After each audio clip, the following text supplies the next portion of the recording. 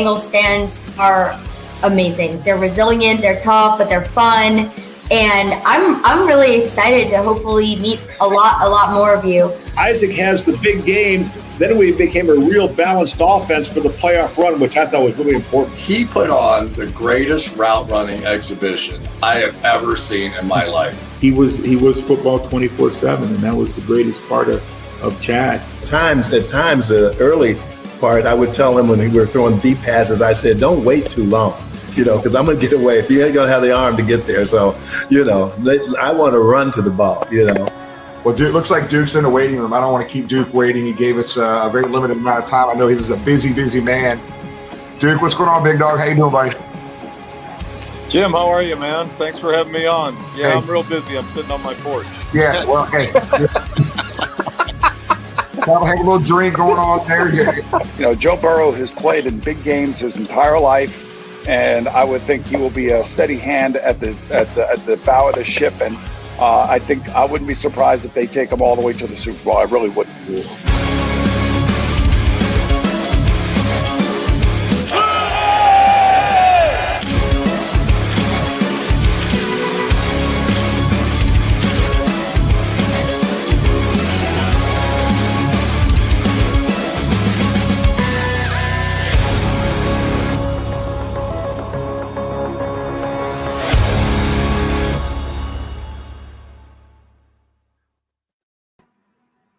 Hello, and live from the Betfred Studios tonight, only in Greater Cincinnati, Ohio. It's Bengal Jim and Friends, brought to you by Gold Star Chili. So our kickoff to the off-season edition will be here every Sunday night at 8 o'clock, if not some notable exceptions like Easter Sunday and so forth. And without further ado, here's Jimmy. What's up, guys? Hey, where are our guys at, Tom? Are we're the only ones working 12 months a year on this damn thing, or what? Well, no, Jamie, being the big fan he is, the big football fan that he is, but he also likes to experience things. Read about Aaron Rodgers. And Jamie is on an extended darkness retreat. He's fine. He'll be back with us, but he is in a darkness retreat. He's in one of those little, concrete igloos or whatever with nothing but darkness. We're told doing well. They slide him in some food twice a day, and he's getting some self-reflection and spiritual oneness. And we hope he's back soon, but he said he'd be back when he's ready, when he's experienced those two things. James is, from what I understand, scouting locations and talking to people to lock down for a very special event coming this June 10th that I know you're going to talk about a little bit later. But no, the guys are all good. Tony is working hard, accumulating all those extra hours he does for the travel for the away games. And Mark is getting ready for exciting new jobs. So, No, all the guys are good. Everybody will be back. And we thank everybody for tuning in. And we'll see you every Sunday night at 8 o'clock until the first preseason weekend. Yeah, so again, this is our off season. This isn't the start of season four at all. This is the off season right here. So you'll see Tom and I here at least every week now for a little bit. But we've got Malik Wright coming on from the Wright Report, TWSN. Will be coming on with us here in a few minutes. If you know Malik, he's going to have some scoops for you. Also, we're going to talk a little bit more detail about Jungle to the Hall. There's an announcement we want to make on that. We're going to talk about the NFLPA announcement yesterday with a little bit more insight into that as well. And Tom, let's kick it off. We're waiting on Malik right now. Just texted us, said he's on the way. On this date in Bengal history, March 12th, 1997, I think. Yeah, March 12th, 1997. What was this date in Bengal history, the significance of it? You tip it off. You got it on your hat. That's when the Bengals introduced the Jumping Tiger logo. The Jumping Tiger logo didn't have a whole lot of success. Weren't a lot of winning teams during the Jumping Tiger era, but it is pretty cool based off the John Ruthven painting of a Bengal tiger that was very popular and is in many Bengal offices, or at least was in many Bengal offices during the day, and was on the jersey and the main logo for what, about 6-7 years, Jimmy? Right about that? Yeah, I think so 97 to 2003. The tiger head. So yeah, it's very cool. Inferior to the AFL running tiger that True. Everybody knows I prefer, but no, it was a good logo. Yep. So yeah, I mean, that's everybody loves that leaping tiger logo. Actually, there's more passion around this logo right here today than there was back in the late 90s and early 2000s for sure. And let's talk a little bit about the NFLPA, Tom. Now, again, guys, look, there's nobody on the internet right now or social media that knows all the details about this on either way. I am in the insurance industry. The one thing that's interesting, the state of Ohio does require all businesses that have employees that are in Ohio, they have to have workers' comp.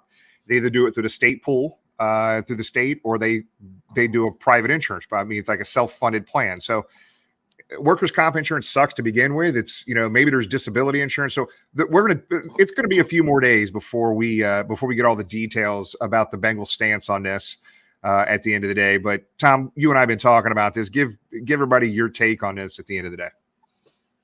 I trust the NFLPA slightly less than I do the NFL offices. And based on how the NFL treated the Bengals and Bengal fans these last several months, that's, Slim, and the NFLPA is none, and Slim just rode out of town. So, yeah, no, I don't, put a lot of credence to it. And, in typical fashion, it was ready, fire, aim. I'll be very anxious to hear the Bengals' point of view on that. I do know this, disagree with them over the years on certain aspects, but the Bengals are run by good people, competent people, extremely intelligent people, and they have busted their tail to right the observation of what everybody has of the franchise, the perception of what everybody has of the franchise, and they're not out to change that. So I know what we heard this week, there's $3 million of improvements going in underneath Paycor Stadium for off-season workouts, locker rooms, and so forth, which I'm sure had been planned for quite some time. And ironically, the NFL released a study on that. And then right on the heels of that, right before free agency, they nailed that. I think there might be a little bit of residual feelings with Bengals management from decades back, and maybe some influential agents that wanted certain things out. But in the end, I think it's going to be a lot of smoke that you can't even choke on. Yeah, I'm with you, Tom. We'll see what the Bengals, but yeah, when I consider the source, I just shrug and can't wait to talk to Malik. at the end of the day, guys, this is not going to affect the Bengals signing. Anybody, players want to play for the Bengals. They want to win at the end of the day. So when more detail comes out about this, the Bengals stance on this, again, state of Ohio, you're required to have workers' comp one way or the other. So I'm sure there's going to be some conversation around disability and all the other things that are involved in this too. So I'm not worried about it. It's not going to affect us. But Malik just came into the waiting room. I'll give him a second here. Let me get settled in. I don't think he slept in the past week. I know he's been at the combine, he's been there like 24 hours a day giving reports. So I know he's good to go. So let's go ahead and bring in Malik. Before we bring in Malik, guys, I want to make sure that if you have any questions for Malik, make sure you type them in, man. Let's throw them out there, man. He's been one of the best follows since he's been on social media here the past 2 or 3 years, at least for the Bengals that we have been watching. He's one of our favorite follows, and I love the guy to death. And let's go and introduce him here. Let's go. Malik, welcome to the show, big dog. How you doing, buddy? What's going on, guys? How we doing? Good, man. I see you got your First Star Logistics hat on. You guys are killing it. Thank and you. So, hey, man, we're going to get right into this, bud. So, I mean, ton of folks in the room right now. A lot of questions. Fire them out here, guys. We'll get to them. But we're going to kick it off here. And Tom and I could probably go an hour. I know we got you for about 30 minutes here, but we're going to do some rapid fire free agents. We're going to start at home, okay? And it's either a yes or no. Are they coming? Don't elaborate, Malik. You can go back after we're done. Give him a third option. Give him a yes, no, and for the right price. So okay, all right. Yes, no, for the right price. We're gonna go through 11 current Bengals that are free agents. Yes, no, or for the right price. And here we go, Malik. Number 1, Eli Apple. Man, that's a tough one because that's more so in his hand. I know you said don't, but don't. No, that's good. I'm with you. I would say for the right price. Okay, all right. Von Bell. Yes. Good. P. Ryan. For the right price. Okay. Flowers. For the right price. Trevion Williams. For the right price. Michael Thomas. For the right price. Bates. No. Pratt. No. Hurst. No. Taylor. Trent. Yep. For the right price. And Sample. Drew. I think that one's tough. That's to be TBD, we'll say. All right, so go back. Any of those 11 you want to elaborate on a little bit more, buddy? Sorry to do that to you. I didn't even give you a heads up on that. My bad. You're good. You're good, bro. I would say Von Bell. They look at him as a leader, as a guy that they want to keep here in Cincinnati. They obviously don't want to lose both safeties. He's a leader of this defense. It's about Von testing his market, right? Because you don't know what he's going to potentially get out there. You don't know what that's going to look like. So, right. Tom. Yeah, I would agree. Malik, this was kind of takes us a little bit off topic, and I'll get us back on. But I know there were a lot of people. I look at Jesse Bates in his 5 years here. His rookie year, outstanding. We got a good one. His second year, maybe a little bit of regression. Third year, one of the elite safeties in football. Yeah, should have been a Pro Bowler, probably All Pro. And then the last 2 years with a cloud of a contract, I thought in the Super Bowl year, he was very mediocre until the playoffs, till the second half of the Raiders game and through the Super Bowl. Then he was back to that elite safety. And then I thought this year, boy, if you rank our 11 starters on defense, he was on the back end of that. I'm not sure he was even our best safety. I think Von Bell's an absolute necessity because you do not want to lose them both. But before we look forward, Danny, what's up? What's going on, guys? How we What's doing? going on, buddy? Good to see you, man. Good to see you. Love what you guys are doing. Keep it up. You too, buddy. Before we go forward, looking back for next year, guys that got hurt last year, what do you hear about the expectations for Chitty? And what do you hear about the expectations for Lyle Collins when they will be ready to play? So I haven't actually. Yeah, I mean, I think each injury is differently. I think the Bengals are anticipating that Chidobe Awuzie could be ready to play. I think the expectation is for him to be ready to play. I haven't heard any rumblings in which his recovery is going negatively, if you will. He's a guy that they're expecting to have back in the fold, and it seems like it's going to be a tandem of him and Cam Taylor-Britt. Cam Taylor-Britt was a guy that really broke out this year that the Bengals feel really, really good about, and they think that they got a steal with him. In terms of Lyle Collins, the injury happened later in the season. It's about recovery, right, for him. But the Bengals, one thing I do know is that they're not going to go into the season without an answer for their right tackle position. They understand that they need to address it in some way, in some capacity, right? So do I expect the Bengals to go out there and throw a ridiculous amount of dollars out there? No, but do I expect them to get a guy that could come in there and be a capable starter? Absolutely. Now, if the right free agent wants to come to Cincinnati, who is a starting right tackle, I think the Bengals could jump at that. But again, that's for the right price, right? But I don't expect the Bengals to break the bank for anybody. And here's the pot for everybody. I see a lot of rumblings on Twitter. People are like, "Oh, cut Lyle Collins." You got to realize the way his contract is set up, it's performance based. So the Bengals aren't really spending a lot. If the guy is not playing, it's like, he has to play in order to fulfill that contract, if you will. So it's like I think Evan McPhillips, my co-host of the State of the Jungle, said it best. Would you rather cut Lyle Collins, right? And he's injured. That sets a bad precedent for a lot of free agents that want to come to Cincinnati too. That basically means that, hey, you know what? If you get hurt, we don't give a crap about you. We'll just cut you and not care. Or do you hold on to Lyle Collins because of the way his contract is structured? It's incentive based. It's play incentivized, if you will. And it's like, okay, at the very, very least, you have an expensive, I would say, backup swing tackle. So to me, it's a no-brainer. I think you got to keep a guy like Lyle Collins. Yep. Let's go to a couple of viewer questions here, and I know Tom and I have a lot more to get to. Augie from New Jersey has this question for you, Malik. Do you see Pratt's replacement as someone on a roster now, like ADG or Marcus Bailey, or a potential free agent? If so, who?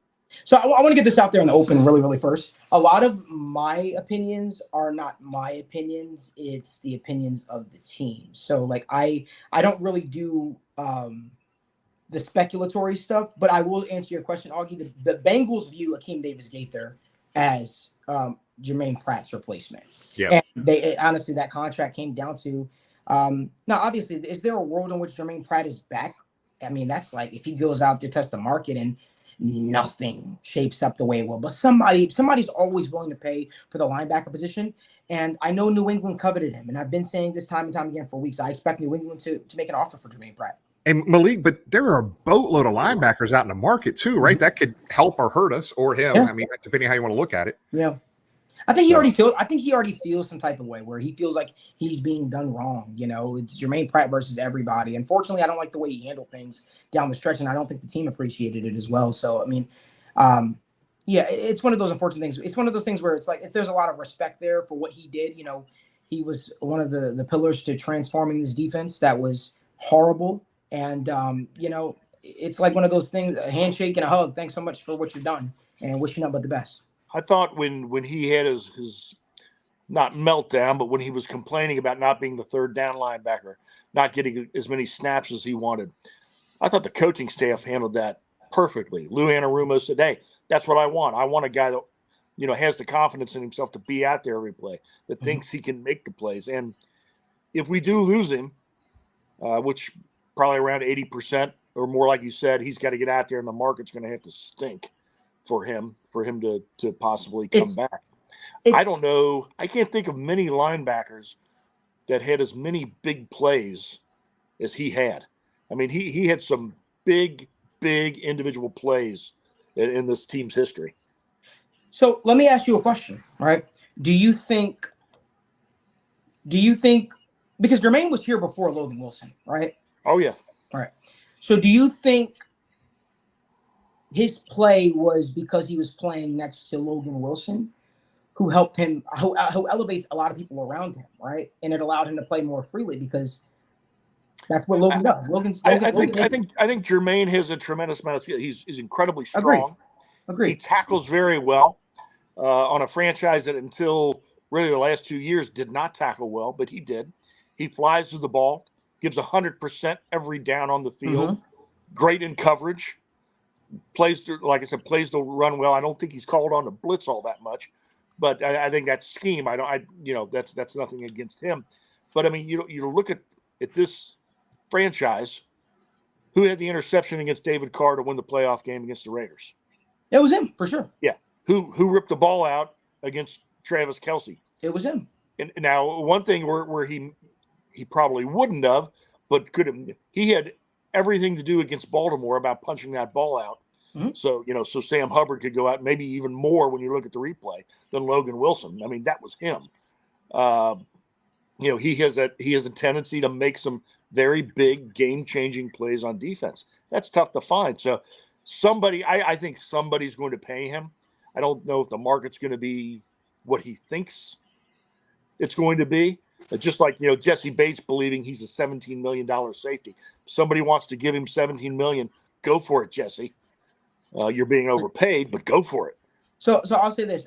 People will always pay for coverage linebackers. Jermaine Pratt is going to have no hard time getting paid. A lot of these guys that you see getting released from their teams because they lost a step. Jermaine Pratt is a guy that a lot of teams are viewing as entering into his prime, right? And I will say this. I do think Akeem Davis-Gaither has a boatload of potential. He's a guy that was drafted when he was drafted because the Bengals view him very, very highly. They coveted him and Logan Wilson, Akeem Davis-Gaither and Logan Wilson in their respect in both of those draft classes. Now, Jermaine Pratt's play had elevated, obviously, which kind of buried Akeem Davis-Gaither on the depth chart. Akeem had dealt with some injuries as well. But I think Akeem Davis-Gaither, when he is healthy, when he's on the football field, we've seen him make plays. We've seen him get interceptions. We've seen him, recover fumble. To me, the guy has a lot of talent.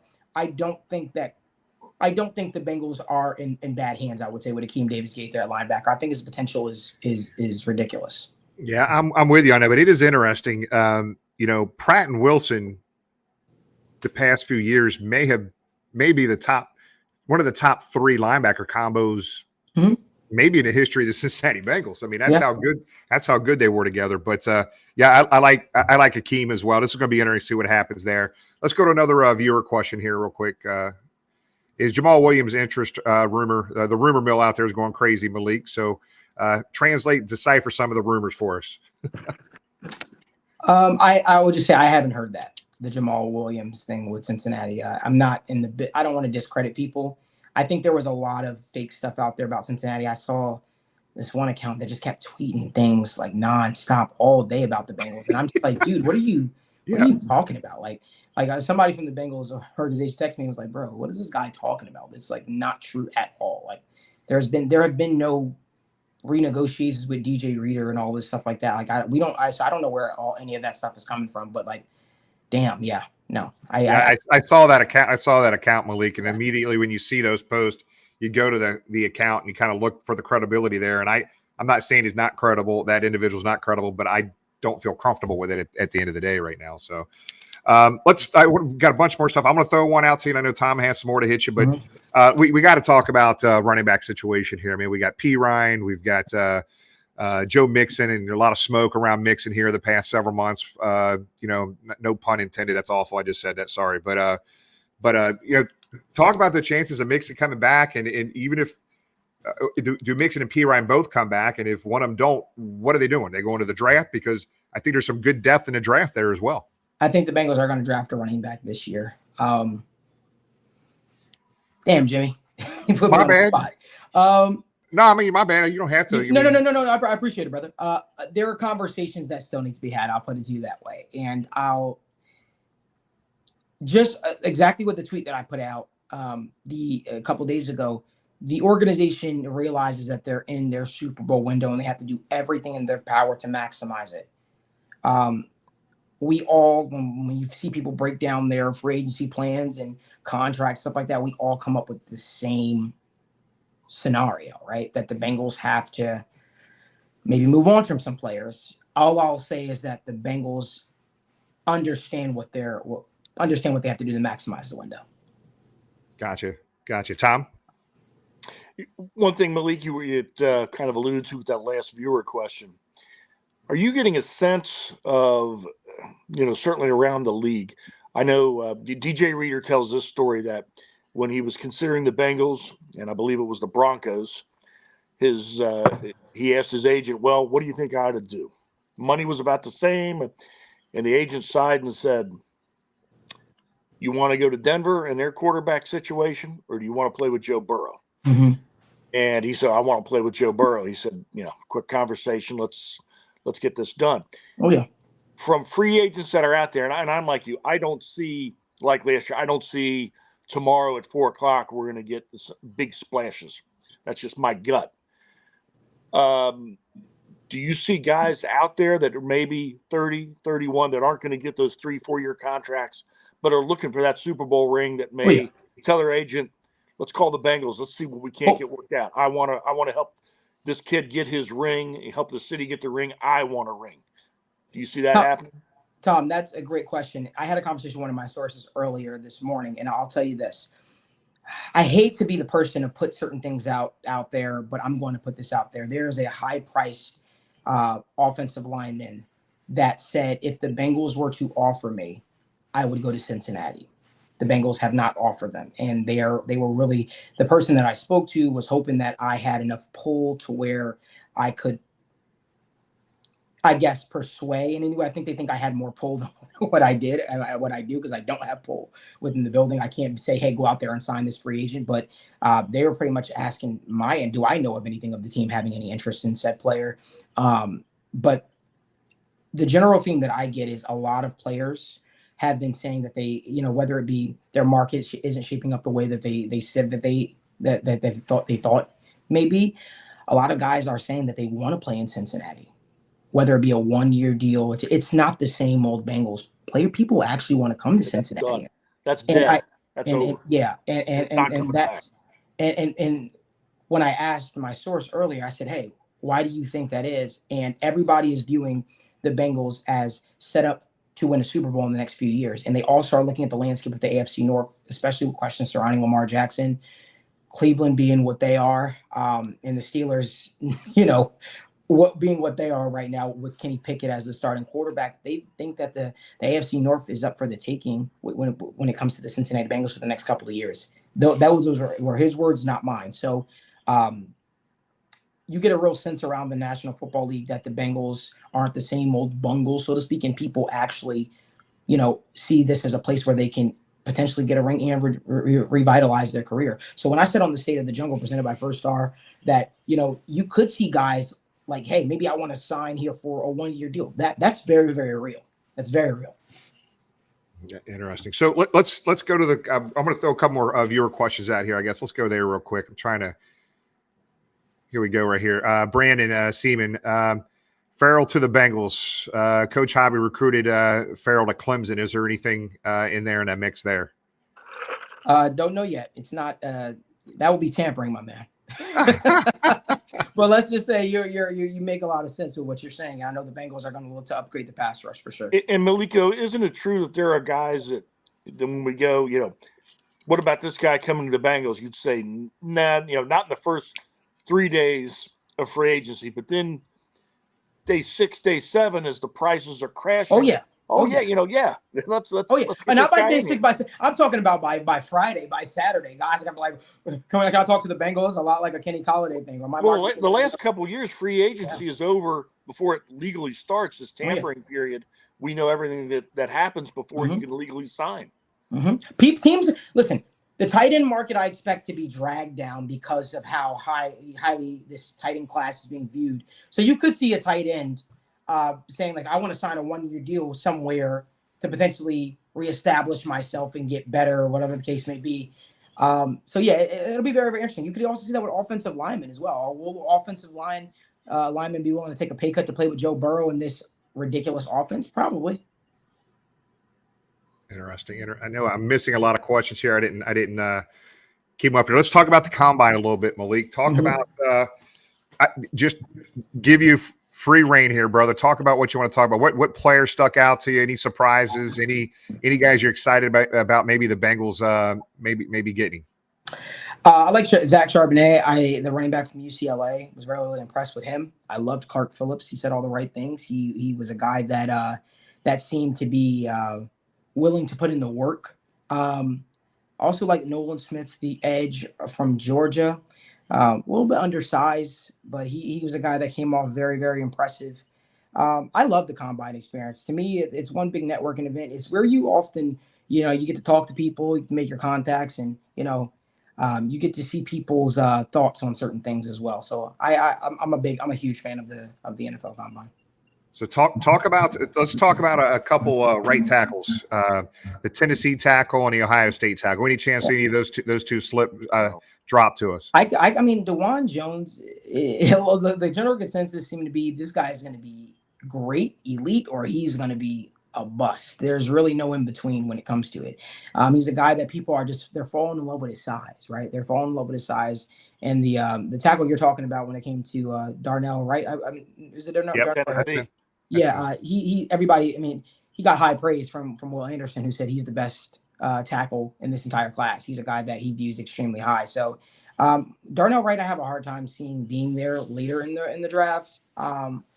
He's a guy that can go easily in the first round. When it comes to DeJuan Jones, you just never know what a team values, right? People are looking at his size and they're saying this guy, could come in day one and be a starter, or he cannot be that. It really comes down to where he ranks on team's evaluation board, if you will. Gotcha. Tom? No, he's, Wright is a guy that I think a lot of from Tennessee, and I've heard nothing but plug and play. And I know when they played Alabama, he had a monster game. So if you're in college and you can dominate against Alabama, that's as ready as you can show the NFL you are without actually playing in the NFL. Right. So, the problem with drafting 28th, and I love having that problem every year, drafting in the late 20s and even into the 30s, is you have so many teams in front of you that are going to determine who you take. Bengals are not big believers in trading up. It's pretty rare. It's very rare. I don't think it'll happen this year. And they're a team that desperately maybe needs nothing, conceivably, but at the same time, they need a little bit of everything. They need maybe an offensive line starters. They definitely need depth. They need tight ends. Now, that's still right now a true need. They need tight ends. They're probably going to need a running back. They're going to need some depth at the wide receiver position, especially some guys that maybe can go to that second level, take the top off the defense. They are always in the market for pass rushers and need them. Interior defensive linemen, especially somebody that can push the pocket. All right. We've talked about the depth at linebacker. We've talked about the need at cornerback, and safety's definitely in flux, and there are those even screaming for a punter. So, we are not desperate for really much of anything right now, maybe except the tight end, but we can use a little of everything. Yeah, see, I think that I know that the Bengals are going to target, trying to get better on this defensive line. They want more pass rush. I see some people in the comment section are saying, do you think they'll target interior? I think the Bengals will target anywhere they can get pass rush help from. I know they're going to value guys that can kick inside, that can play outside. Tight end is a position of need for the Bengals, whether people want to say it or not. I mean, 100% it is, right? And I know the Bengals are going to look to draft the tight end because you figure the last 2 years they've had C.J. Uzomah and they had Hayden Hurst who came in for a 1-year deal, played great, was able to reestablish himself and help his stock, if you will. These are positions of need. I think that the Bengals fan base is extremely smart, right? I think that they're one of the few tapped-in fan bases, and they know what the team needs is. It's not like they just go out there. Now, you obviously have some people saying, "Oh, go out there and draft a receiver, or draft this person, or draft that person," but you guys are smart. You guys know we have so many people in the Bengals community and fan base, whether it be the Joe Goodbears of the world, Bengals Jim, you, Tommy. You guys do a great job. And all the stuff that you're saying is correct. We know the Bengals need to attack the running back position. We know the Bengals need to attack the tight end position and get a true tight end in the future and get a true running back in the future and get new help in there, new life on the defensive line. Look for guys that are cast-offs on their teams that are looking to just, cash in or reestablish themselves in the National Football League. These are the guys that the Bengals are going to be targeting. That does not mean the Bengals are going to stand pat. There's also a weird sense out there from a lot of people that are like, the Bengals aren't going to sign anybody until they extend Joe Burrow and T. Higgins. That's false. It's not how the NFL works. It doesn't matter. The simple fact is the Bengals understand that they have to keep adding to this team. They understand that this is their window now, so they're not going to just stay pat. They're not going to. Tommy, you want to fire off one more? I'm getting a lot of duplicate questions here as I'm looking at Facebook, Twitter, and YouTube questions. Malik, you mentioned the tight end spot. There aren't many Rob Gronkowskis out there. Those super studs that are as effective blocking as they are devastating to a defense and receiving. I look at the scouting reports on some of these guys, and it's always the same thing. A tight end that can stretch the field, runs great routes. And then the next guy is dominant blocker, good hands, no separation. Are they not necessarily pigeonholed? I know they want to run the ball better, and they did – while people are a little bit down on Drew Sample from his production being a second-round draft pick, are they desperate for that guy that can do both? It's good. That is, even with as deep as this tight end class is, that's going to be tough to find. Or are they looking for another receiver for Joe? They're looking for another toy for Joe. I think a tight end that can do everything, the most complete prospect is who the Bengals are going to grab. I'll say that. I know that there's a lot of love out there for the tight end from Georgia, Darnell Washington. I'm here to tell you right now, if Michael Mayer is on the board and Darnell Washington is on the board, the Bengals are going to draft Michael Mayer.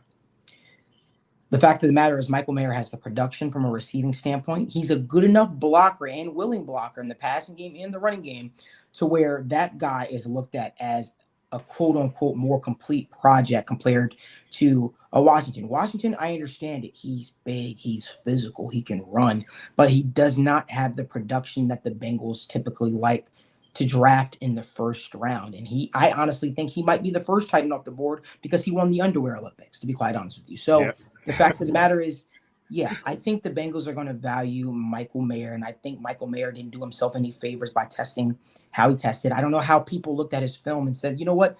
This guy is going to test like a freak. No, he was never going to test like that. He's a guy that does everything well: route running, catching, blocking. He's what you look for in a tight end. He's a guy, local kid, right? Big Cincinnati Bengals fan. Not that that plays a part in anything, but it certainly doesn't help. He's a guy that has, gushed over the fact that if he had the opportunity to be drafted by the Cincinnati Bengals, you know what? He would love it.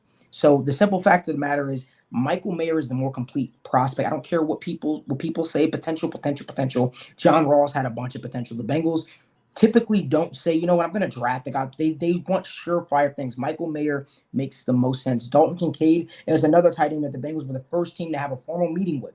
They like, not a great blocker. Just going to put that out there right now. Not a great blocker. Interesting. So, hey, just a couple quick things. We'll chat. I know we're right at our time, but Mon from Florida here, just throw out a couple potentials that you think maybe the Bengals might sign. Just free agents. Mon, you're gonna hate me, brother. I don't know. I don't have it. I don't want to be that guy to put the names out there and say that.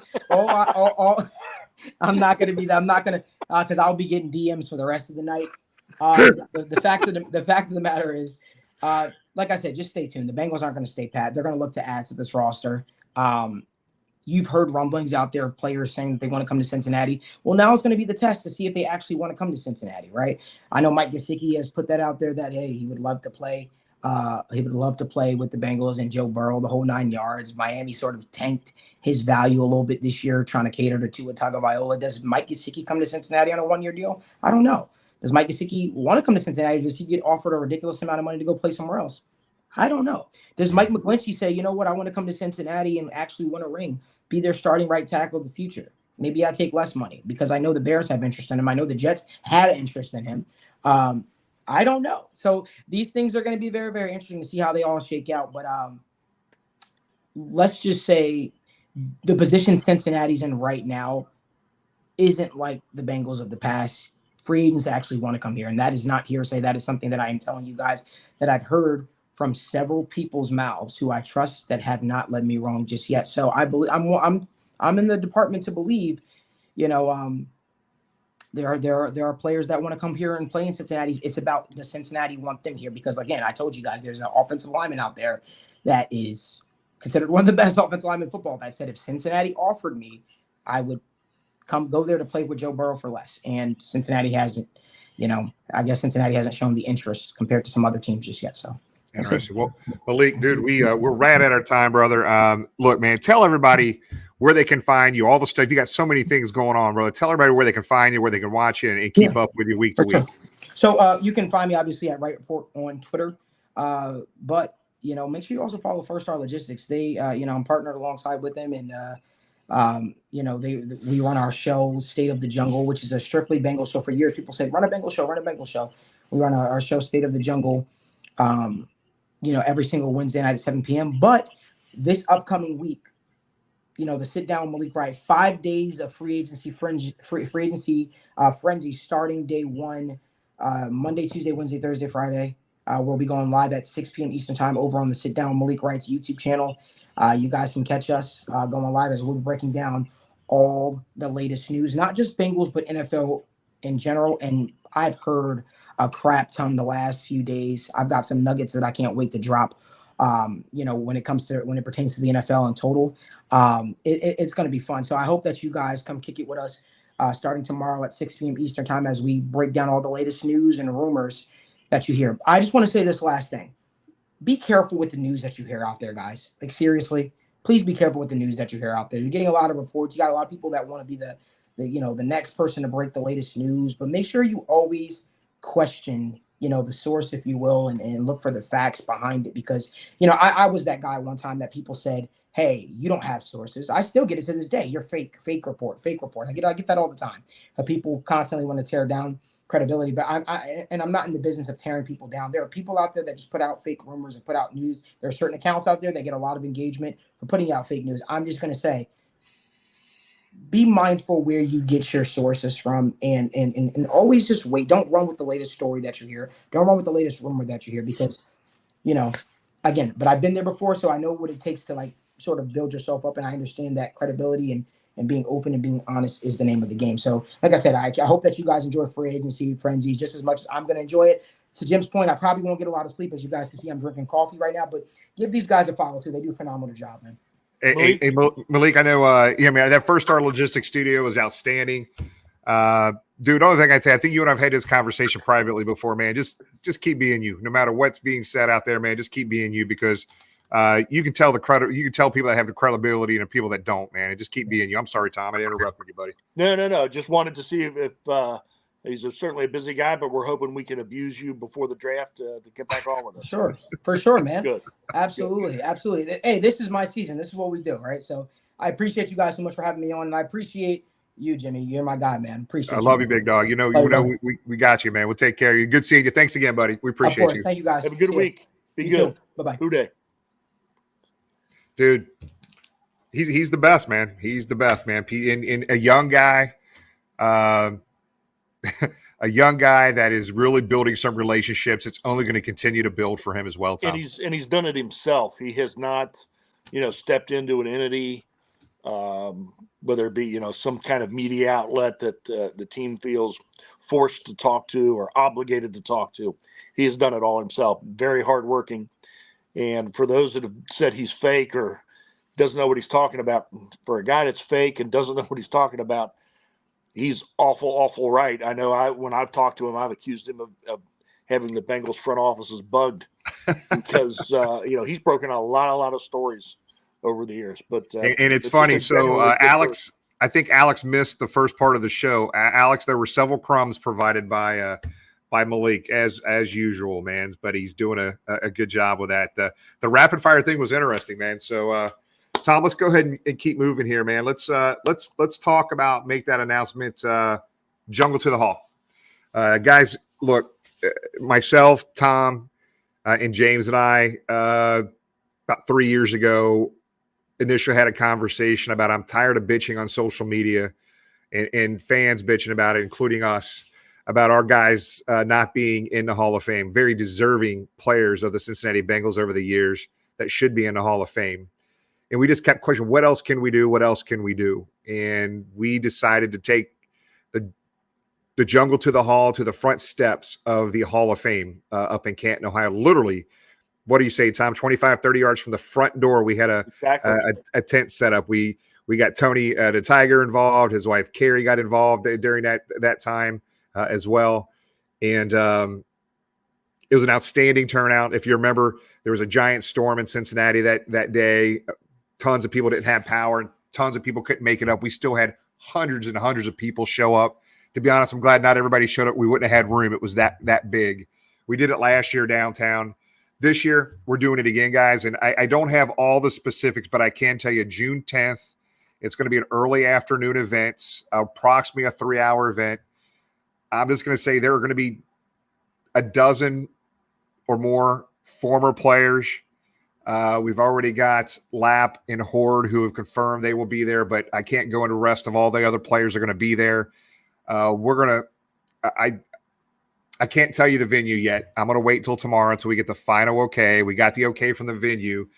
It's downtown, great location, unlimited capacity. We don't have to limit it like we've done in years past. We're going to turn this into a mini Bengals fest. And I want to be very clear. The focus is going to be on the guys that should be in the Hall of Fame. The Ken Anderson and Ken Riley right now are our biggest focus, along with Lamar Parrish and, Corey Dillon, Isaac Curtis, Chad Johnson, and those other guys that should be in there. But I'm sorry, Jimmy, but part of the fantastic part this year was you mentioned Ken Riley. With Ken Riley going in, we're going to be celebrating some too. Yep. And pushing Willie Anderson and Ken Anderson. Sounds like a law firm. But, Willie Anderson, ridiculous, he's not there.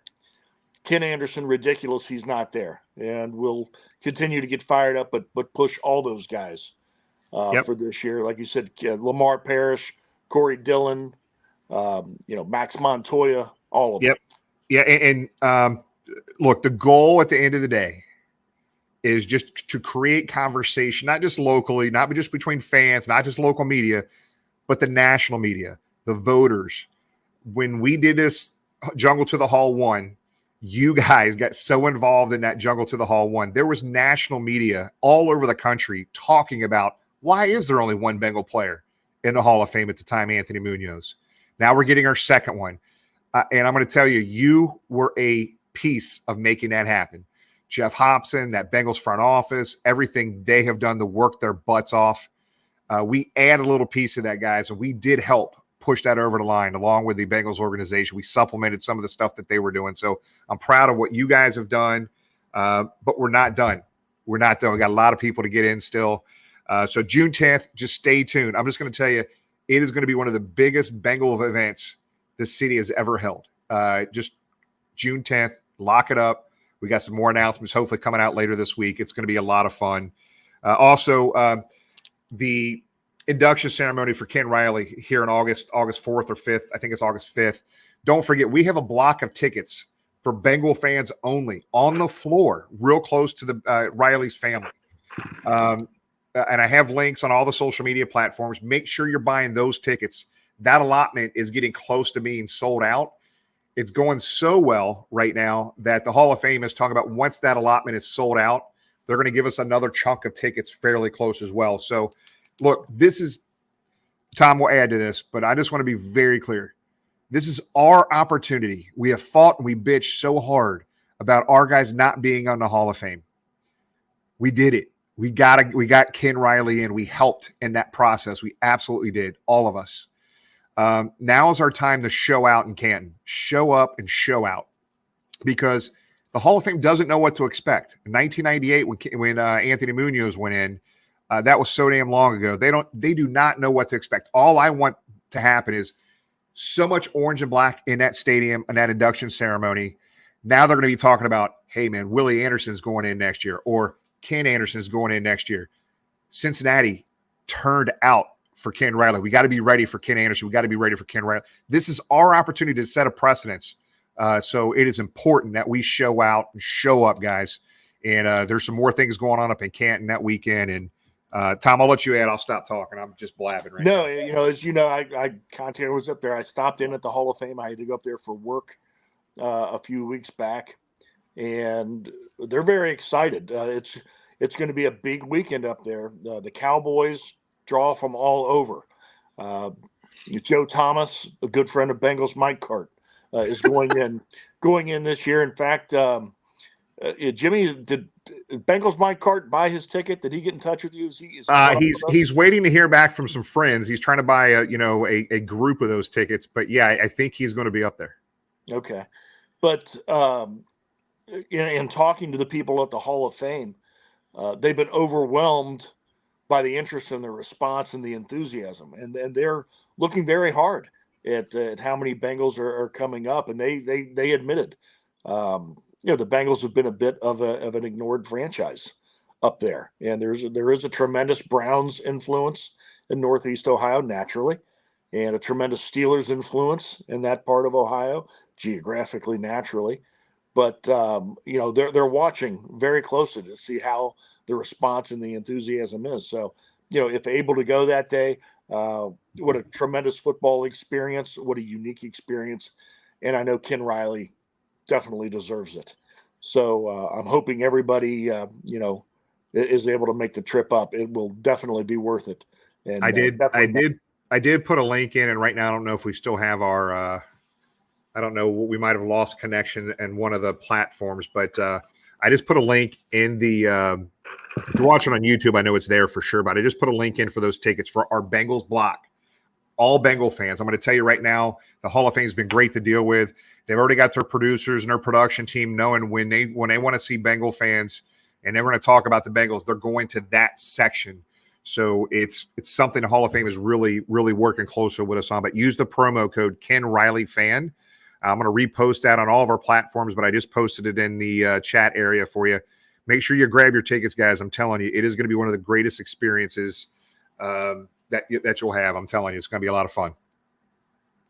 Yeah, initially when that was put up, it was a pretty good push first couple of days, wasn't there? It was, yeah. So right now what we have happening is, I don't know how many we've got. Half of our allotment's gone, and it's still 5 months out. So I wouldn't wait, guys. I would snatch your tickets up now. These are on the floor, close to the families. It's not up in the stands on the sides where the viewing. It's on the floor. These are great seats. Any seat in that section is really good viewing area, and I'm sure there's going to be Bengal fans all over the damn place. But I wanted to be overwhelming that the Hall of Fame's like, man, Jimmy, we can't give you any more tickets. There's just too many fans here. That's what I want them to say. Too many Bengal fans are here. No, I think we'll be there. I know we've seen Bengal fans and heard of Bengal fans that are coming in from as far as the Atlantic Ocean, Maryland, and so forth, and coming from a long ways away. I talked to somebody today who is going to be in Indonesia right before it and is rearranging the trip so he can make sure he's home and properly rested before joining everybody up in Canton. So it's going to be it's going to be one of the biggest days in the history of the franchise. Yeah. June 10th, Jungle to the Hall, save the date. The induction ceremony, a lot of stuff going on. If you've never been to the NFL Hall of Fame, Pro Football Hall of Fame parade, it's not some little podunk parade. I'm just telling you, it's a legit parade. I walked in it every year since 2018 or 19 that they've had it, and it's a big time parade. This is the 2-minute warning. Well, so we didn't have Tony here today, but we got Tony doing a 2-minute warning for us, Tom. We've got Tony anyway. He's always here in spirit. He's got so much. So it all starts, I said right after the AFC Championship game, the Bengals' second AFC Championship game in a row, that the good part was with the NFL, the 2023 season started right then. And we get to find out starting tomorrow who's coming in to help us get to and win the Super Bowl. So I don't look for any earth-shattering. I don't look for a Ted Karras or Alex Kappa type signing tomorrow.